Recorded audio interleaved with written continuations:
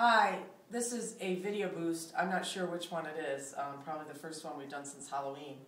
What I wanted to talk a little bit about was resonance, because we really can't spend much more time in class on resonance. We've spent a lot of time on it.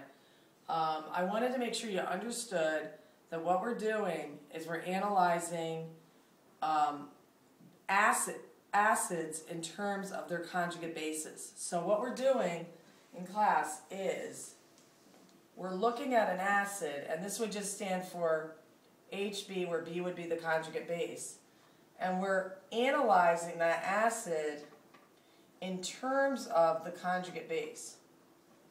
Okay, and so what we're saying is, if this is an equilibrium, the Ka for this, the Ka equals, right, the concentration of the base times the concentration of the acid. Again, this is not in water, so I'm not necessarily writing water into this. But what we're saying is that when we look at a Ka, or we look at a pKa, which equals minus the log of Ka, we are really talking about the ratio of this B minus to the HB. That's very important. And the B minus matters in that. It's not just about the acid, it's also about the base. And anything that makes that base more stable will make this concentration higher, okay? And anything that makes this concentration higher makes the Ka larger, and anything that makes the Ka larger makes the pKa smaller, okay? So this, right, if this number goes up, this number goes up, right? And then the pKa would actually get smaller. So I hope that makes sense to you. So when we say a pK equals, say, minus 3, that corresponds to a Ka of 10 to the third, and we consider that to be a large number, and what that normally reflects is the B minus. Now the reason we focus more on the B minus than the HB is, as I said in class, charge is a little more interesting. There's a lot more we can say about a charged species than we can about an uncharged species.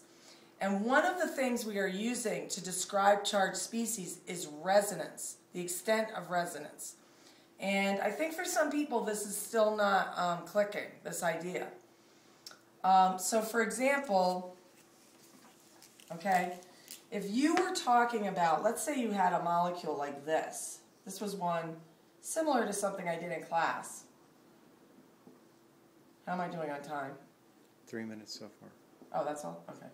So say I have this molecule.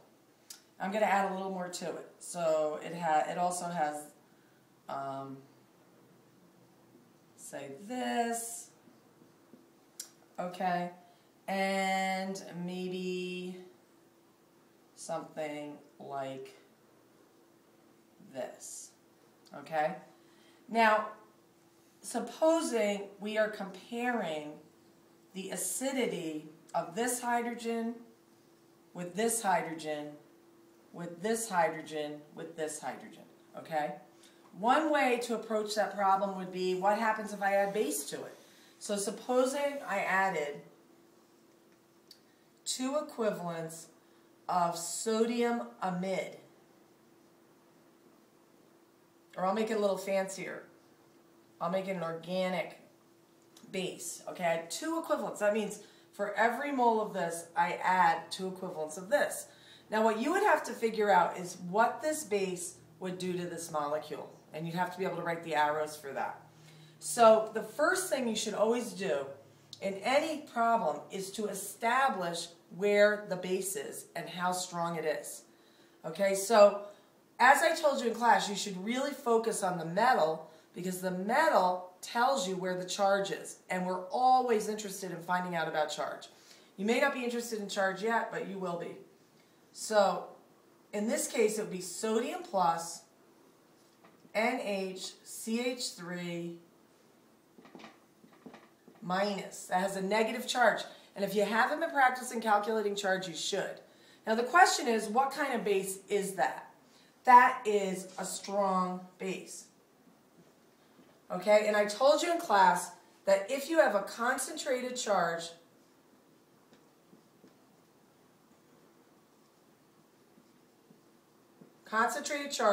on NC, and I'm talking negative charge here, NCO or H, you're almost guaranteed to have a strong base. And by concentrated, I mean no resonance stabilization, okay?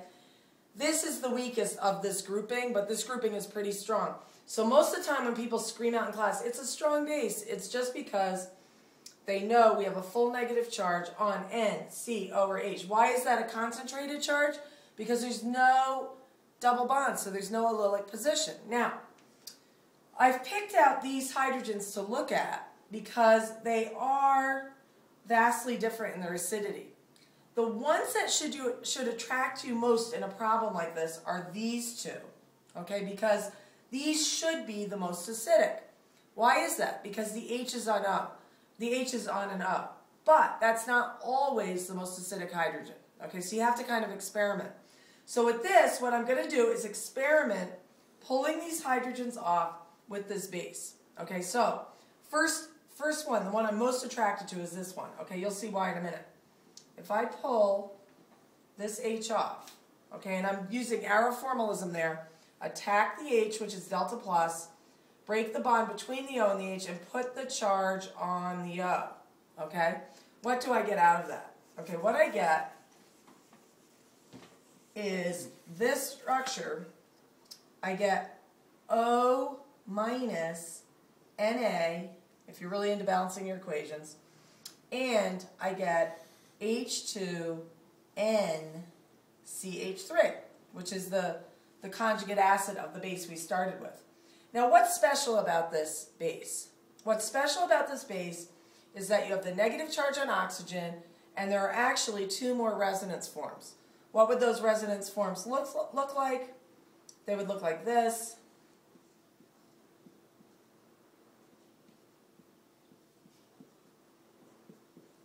Okay, and this R group represents the rest of this entire molecule, so I'm calling the rest of the molecule R for convenience sake.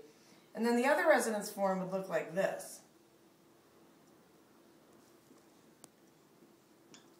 What am I doing? I'm doing that little 1, 2, 3 dance. This is 1, this is allylic, 2, 3, vinylic. I'm putting the double bond between 1 and 2, and I'm moving that pair of electrons out on the oxygen, which is 3. So I'm getting these 3 forms. What do these 3 forms tell me overall? They tell me that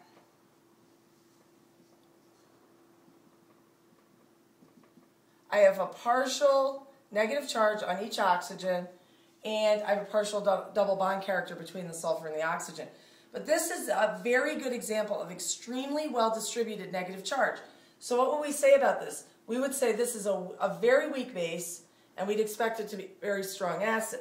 Now, what would be the next one I'd be attracted to? This one right here. So if I took the second equivalent of the base, because there were 2 equivalents, that means the first mole is going to rip off the strongest acid. Again, why is this the strongest acid? As you're going to see, this is the weakest base. Okay, how am I with time? You have a little more than a minute left. Really? I think I have to redo it. Do you want now?